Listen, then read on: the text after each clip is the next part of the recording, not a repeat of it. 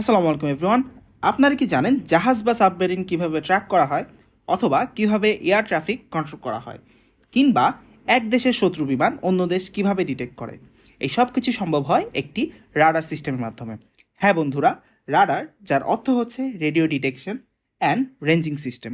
এই সিস্টেম ব্যবহার করে আপনিও চাইলে ডিটেক্ট করে ফেলতে পারবেন আপনার দেশে বহিরাগত যে কোনো শত্রুর আক্রমণ। জেনোমাইন্সের আজকে ভিডিওতে আমরা আপনাদের শিখাবো কিভাবে এরকম একটি ছোট্ট রাডার সিস্টেম নিজের হাতে নিজের বাসায় তৈরি করা যায়।